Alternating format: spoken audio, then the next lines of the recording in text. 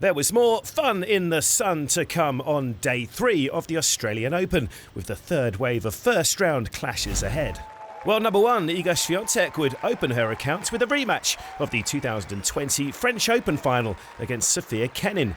The top seed won that previous encounter in straight sets, but Kenin, of course, claimed her solitary Grand Slam in Melbourne the same year, and it was the American who struck first. Fluctuating opening set, but fortunes favour the brave.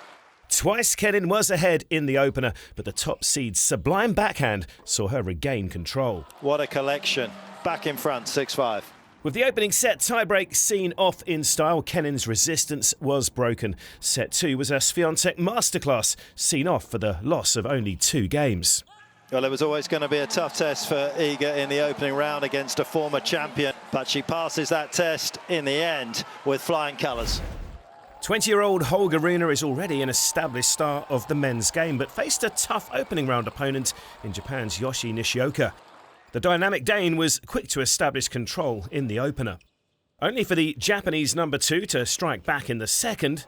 It's not the size of the dog in the fight, it's the size of the fight in the dog. It had been an admirable effort from Nishioka, but eventually the 8th seed shot-making and big game experience would see him through. Finishes in the forecourt. It was an area in which she excelled. Runa through to the second round. And it would prove a good day for Scandinavian tennis, with Norway's finest Casper Ruud getting off to a rapid start against Spanish veteran Ramos-Vinolas. There was no let-up from the 3-time Grand Slam finalist Ruud, fighting fit and in top form, all done in straight sets. The match sealed after just 2 hours and 6 minutes. Oh, reflex volley to seal the deal. He's been all business, Casper Ruud. Victoria Azarenka is making her 16th appearance at the Australian Open, and the 2-time champion was made to work for this first-round victory against big-hitting Italian Giorgi. But make it work she did. Azarenka through in 3. There would be no fairy tale return, though, for another of our returning champion mothers. 2016 AO winner Angie Kerber forcing a decider, but eventually conceded defeat to 2022 runner-up Danielle Collins. A real display of dominance from Danielle Collins.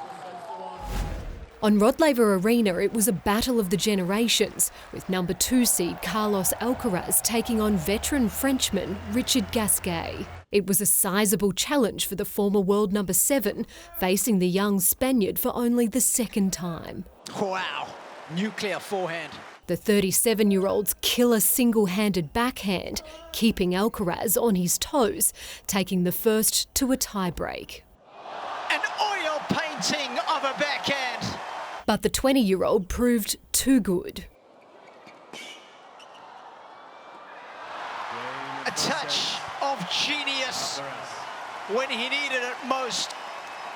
Gasquet struggled to recover after that. Alcaraz advancing 7-6, 6-1, 6-2 in 2 hours and 22 minutes. Fresh off the back of claiming a title in Brisbane earlier this month, 3rd seed Rybakina was keen to make her mark early against former world number 1 Karolina Pliskova. In a battle between 2 of the most powerful servers in the women's game, rallies came at a premium. Point of the match. Last year's Australian Open finalist saving triple set points in the first set tiebreak. Oh, incredible pickup off what was a huge second serve, 174. It was a decent workout for Rybakina in the second. Oh, good stretch. Great stretch. But the 24-year-old powered through, taking the match in straight sets. Oh, a little too good. On Margaret Court Arena, it was an all-German affair, with number 6 seed Alexander Zverev taking on world number 62 Dominik Koepfer.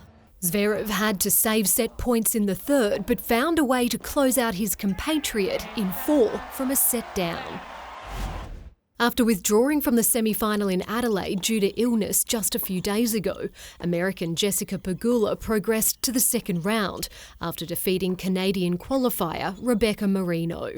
The number 5 seed taking the match in 2 sets in just over an hour.